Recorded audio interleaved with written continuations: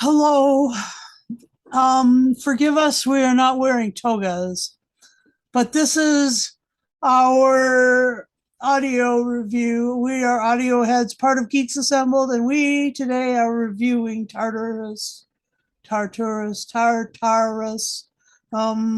the story of the time when Cicero met the Doctor. And it's also part of the Fifth Doctor Appreciation Society uh, audio review series that I'm doing at this point.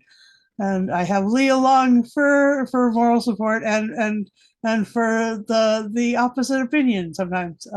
But he's, I mean, at least we've come to we've we've come to love Big Finish audio. So that's that's something you will never argue about, never ever ever. And but this one is that time when Cicero met the Doctor, and apparently they came at this from the Cicero audios. And I was trying to remember, did we ever review those? No. No, no, It was not yet. it was too long or something. No, it was something not yet. Okay.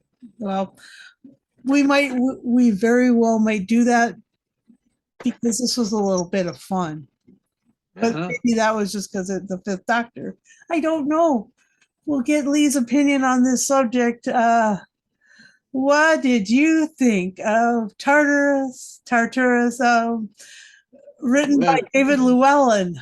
yes, Tartarus.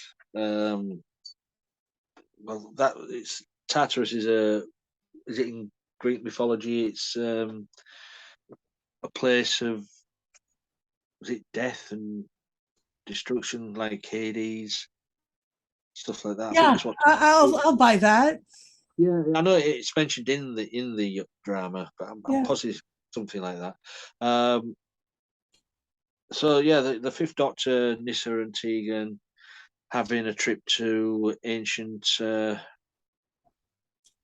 ancient times to meet the man called Cicero, who wrote all his thoughts down, and the Doctor was fanboying, Yeah. as he meeting him. Cicero, played by Samuel Barnett, a brilliant actor, um, been in many things, and he's done a lot for Big Finish as well. He's the lead actor in the Torchwood Soho box sets. Yes. Yeah, he's been in most things. But in this one, Cicero's sort of retired. It's in his later life. He's sort of retired. Um, but until the Doctor arrives, And he's kind of like living near Vesuvius, near but not under. right? Yeah, And not at the wrong time, at the right time for that, anyway. yeah. It's about A few hundred years 100, before. yeah, yeah, 100 years or so before. Um, but the Doctor, once the Doctor, Tegan, and Nyssa arrive, that's when the trouble starts, of course, as always. Always. Um, they soon find themselves transported to a different realm, shall we say, of things straight out of Ray Harryhausen movies. Uh-huh. The giant bronze statue. Was it Telos? Yeah. Uh, Flying little metal dragons and stuff like that. The Tree of Life. Really big freaking tree. Yeah, yeah. And this is what I enjoyed about it because I love movies. I just love Jason and the Argonauts. I love Sinbad movies. Oh my gosh, and they reference those. I just love all that, and to have that put into this story, um, because well, of what Tartarus was doing, because Tartarus turns out to be. I mean, another element of this is Tartarus turns out to be a computer. Yeah. This has been done many times before in Doctor Who, in Star Trek, Yes. where the computer's gone mad. Right. But this the fact that this is something that captures people as they die is actually like something that Missy did later on. Yeah, but Maybe she picked up on this earlier. yeah, I mean, Tartarus is searching for a person who can lead the was it the Zorth Yes. to win a war. Right. One person on the planet Earth. It's been searching so many years just for this one person to turn up and to be inserted into the machine. Turns out it's a slave. It's Mark. Mark, played by George Watkins, who is Peter Davison's nephew. Yay. So, do you know, Davison gets all his family working on this. It's a bit nepotistic. It's just ever so much. It's eventually it may resemble La Cosa Nostra. There may be some initiation right to get involved with this due to being part of the Davison clan. I think this is Davison's Mafia. plan. Slowly taking over Big Finish. Mafia. Mafia. Mafia. Italian. That's why Yeah. this is to do with Italy. But also, Naples. but also Tartarus as well, voiced by Tracy-Ann Oberman, who we all know from Torchwood as Yvonne Hartman. Yvonne. Yep. But she's voicing the computer Tartarus. That's it's the second time she gave all for Queen and Country. but I'm so sorry. But she great portrayal. I mean, from all of them, it's only a small cast, Uh-huh. but it's a two-part story, this one? Yeah, it's only 2 parts, as I remember rightly. Yeah. It wasn't cut into 20 minute or 23 minutes slices. No, I don't think it was. I can't remember. I can't remember if there was. No, it must have been 2 parts.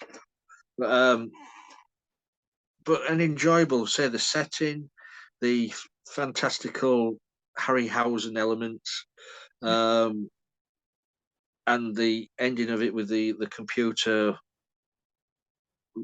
wanting someone to, win this war for them, which, when you look at it, what was it? The race had died out years ago.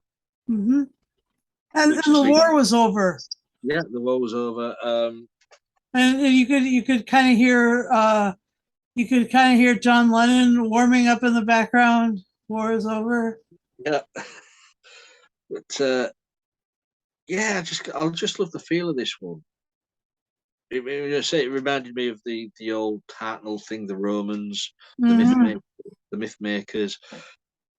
Yeah. So you've got the Fifth Doctor era team there, and when you think, oh, there's Pompeii's over there, you think, oh, we're going to have a volcano day. But they did have a volcano day, but it was just about the keys and throwing them in the lava, which actually. They were put on. It was they were on a quest, like they did in the old movie. It was the quest for keys. Was it 3 keys? Yeah. Yeah. I just anything like this with a quest, setting them sort of times and the fantasy of it. It got me. It drew me in. Yep. I mean, I know, having Cicero, a real historical figure, involved in the storyline worked so well. Yeah. So yeah, I enjoyed this. So back over to you. Yeah, and the fact that like Mark was trying to like play with Tegan and put on an Australian accent, or maybe that was just the way it all sounded, and like then there was like then there was like the flirting with the slave Tegan, like that bit, like don't do that, not in public anyway, just you know. No. We don't flirt with our help. Oh, whatever. So that was fun. And then the other bit that was great was the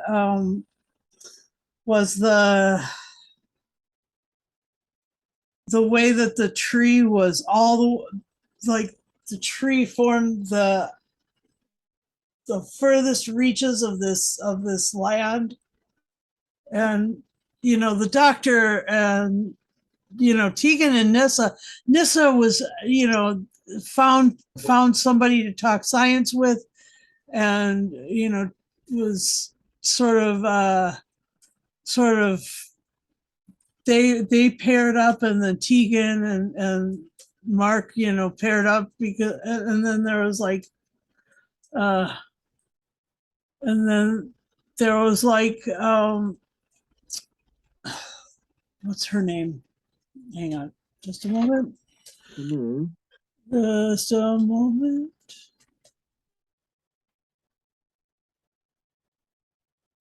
Talentia.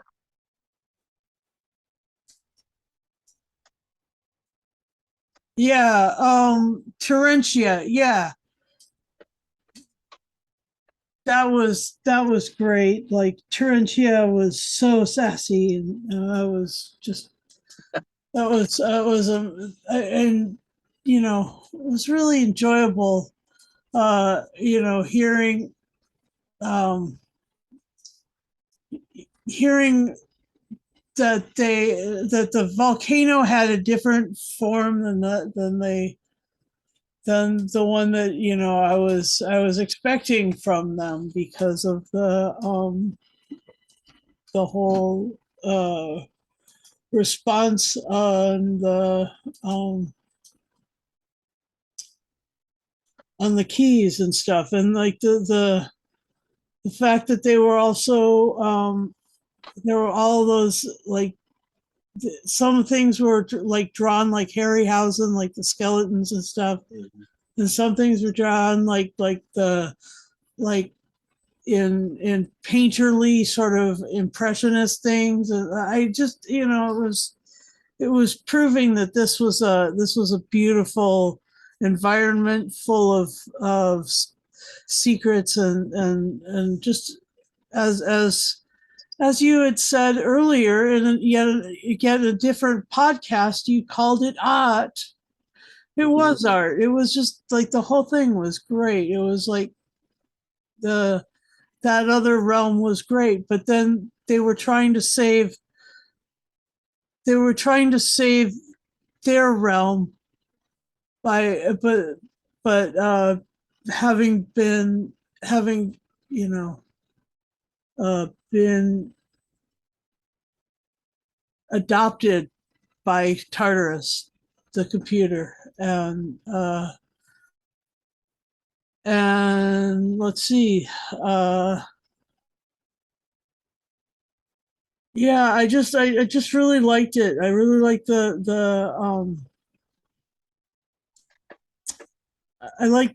adventure of it, and I liked how at the end they were like, how do we how how does this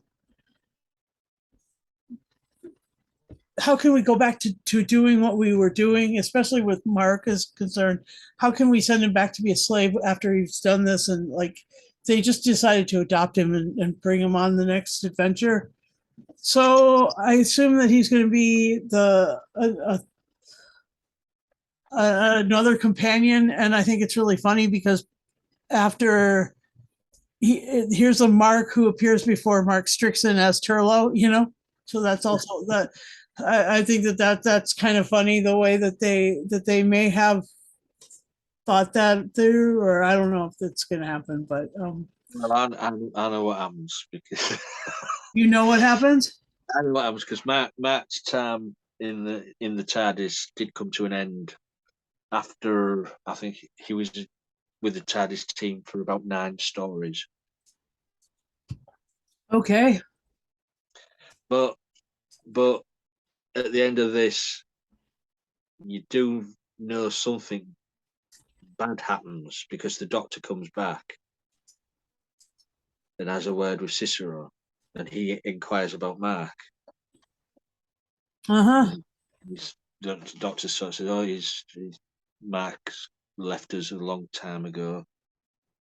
Oh, that's right. Okay. I remember I'm the not, if you know, say I'm not going to give any away, Susan, because you haven't listened to any of them yet. So, I haven't gone further, so no. Okay. All right. Well, yeah. So uh anything stand out for you? Any well, your favorite bits? at the beginning, you had the Doctor coming out the TARDIS with Miss Van Tegan dressed in togas. Mm-hmm. We've got to blend in. And Tegan is old Tegan moaning about it. She says, "Well, we've never bothered before." you know, Sure. wow, this time. But then when the Doctor is fanboying But Cicero, he explains it that Cicero writes everything down. yeah, he does. But then you get the Doctor telling him this about the future, this and this, and the inventions of this. Yeah, He just he does. he can't help himself. No. But luckily, Cicero didn't have his writing implements at the time, Right? so yeah, it's all in all, it's just a good quest romp. Uh-huh. Um, Mark is a good companion to join the crew. Yeah.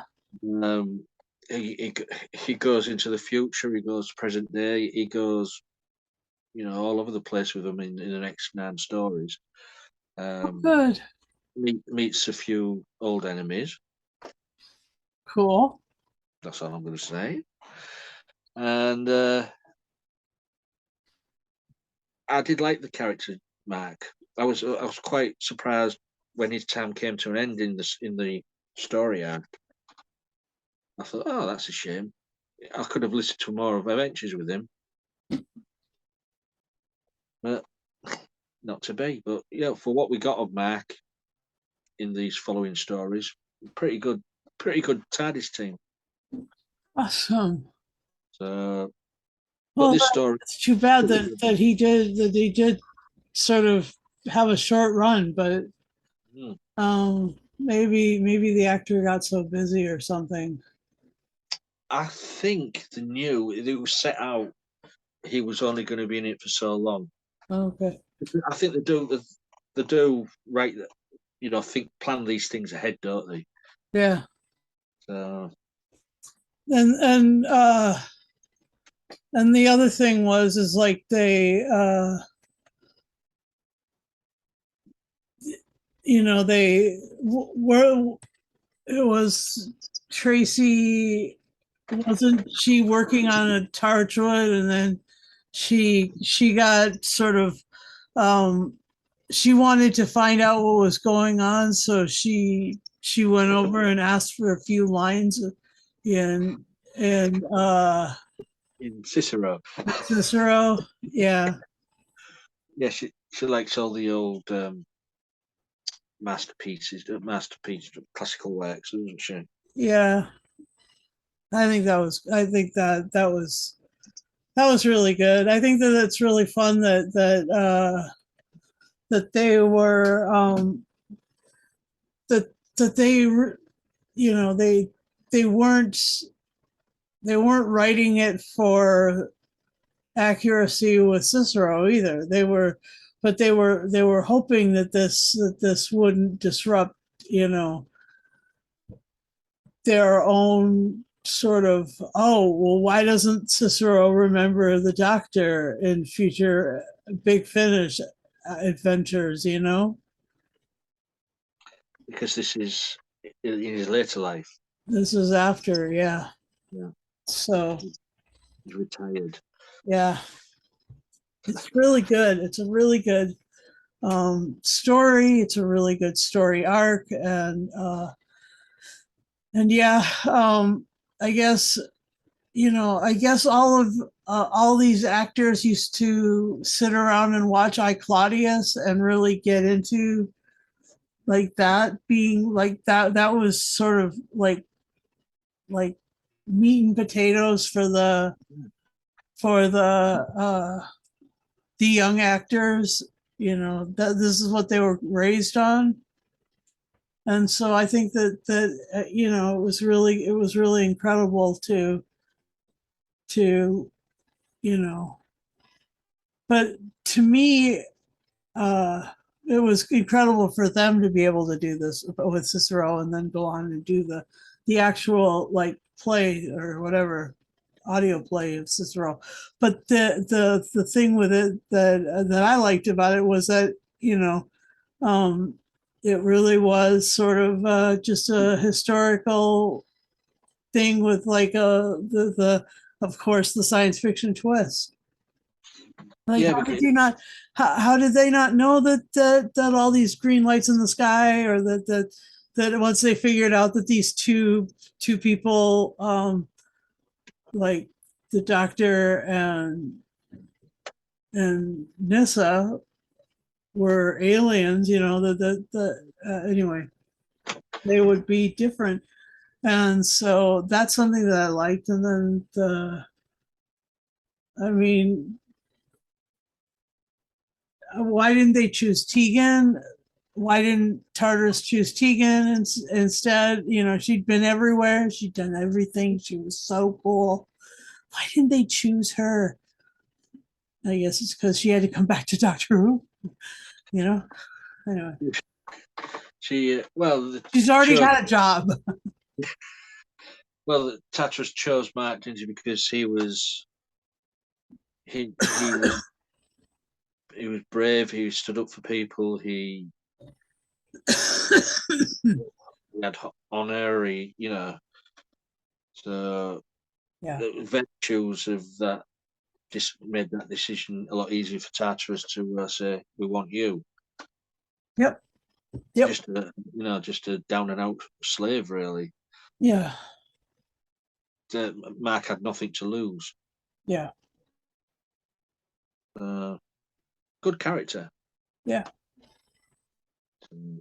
Anyway, and I'm glad that at the end, like they were able to uh instruct Tartarus to just let them all go and stuff because Tartarus, like, really, it was the war was over, Mhm. and so you know nothing left to do but let people go and you know just relax and try and do something else with their lives. You know, whatever that may be.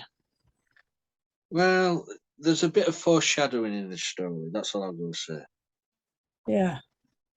That's all I'm going to say. All right. All right. All right. So, anything else you want to add? Um, no, I just like the way it starts off. You think, oh, this is going to be a historical story, Yeah. and within a few, in the first episode or whatever, it's turned on its head, and you've got the sci-fi fantastical thing going on, Yeah. which Doctor Who does so well. Yes. I mean, I wouldn't have minded if this was a purely historical story anyway, without any of that, Yes. Agreed. because I could listen to that as well. Yes. Agreed. I could have taken that, or I could have left it. Either way, it would have been, enjoyable. Yeah. It's true. Well, so uh what would you rate it then? And what would your final say then be? Well, I would give this because I enjoyed it a lot. Well, it's going to be 10. 10 laurel leaves out of 10. I know what you're saying. 10 laurel leaves out of 10. Try saying that when you're not drunk. Or laurel leaf. Yeah, great story. It's just a great escapism. And if you like them sort of old-fashioned movies, it just plucks things out of those and that puts it in this story. So yeah, Yeah. 10 out of 10. Yeah. I'll give it a 9.5 out of 10. 9.5. Uh, beautiful trees or beautiful mountains drawn by a child, volcanoes drawn by a child out of 10. Because I thought that was a really cool thing.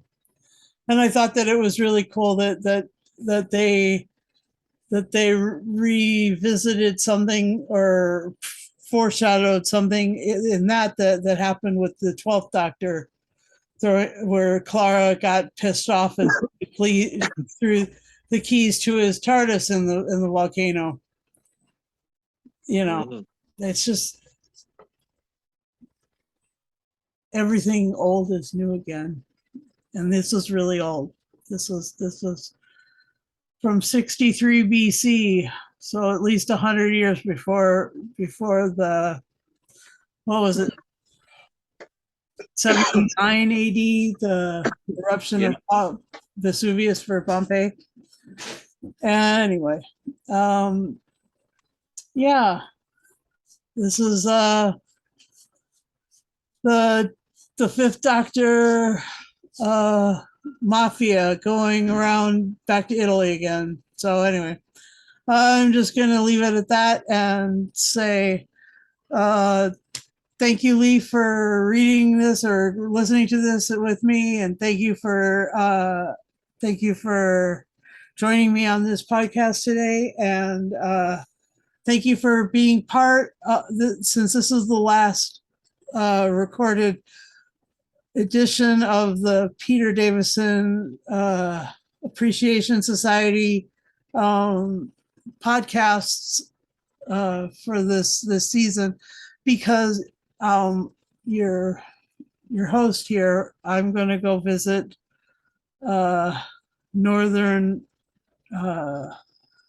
what's it called, Long Island, and see the Fifth Doctor and Tegan and Nessa and Ace and a couple other people, Dennis McNally, Kevin McNally, sorry. Dennis McNally's with the Grateful Dead. Kevin McNally and John Davey, who I'm like a friend of on Facebook, John Pino also, and see the Throwers, and yeah, it's just going to be really super fun. And I would, yeah, I'll just encourage you that if you can eventually go to a Doctor Who convention, just try it. Go to Long Island Who is a really great one. It's very small, very intimate. Gallifrey one on the west coast of the United States, and in Los Angeles, in Anaheim, is right by LAX. Actually, is a beautiful.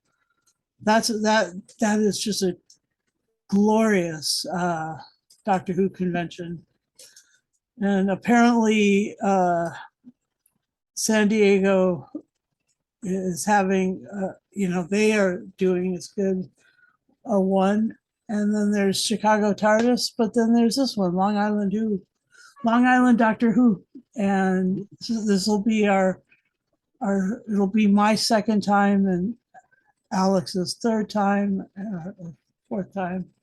Anyway, look forward to it, and so we will greet the Fifth Doctor and his TARDIS team for you, and just so grateful to have the opportunity to do these podcasts. Please do, as you're listening to this, hit the subscribe button and then hit the bell notification button, so that you receive notification every sort of day or so. Or 3 days or so, we put out about 2 things a week. And thanks, Lee, for doing all of that, and thanks for being our fearless leader. And we look forward to you coming and joining us. Just let Lee know, and all you got to do is have a camera, a microphone, a device that works in Zoom, and be over 18, because I'm a little salty bitch sometimes. Anyway, and then our discussions are get a little heated sometimes, and we do talk about things that just aren't appropriate for young people. So yeah, all that to be said, let Lee know. Join us on our Facebook and our Twitter. We don't know what we're doing with Twitter yet. We could send you guys over to Facebook eventually, but we'll wait and see how that all shakes up. And then, Lee's got a great Instagram, which is fun. Anyway, please enjoy our social media and come join us there. Come join us here. And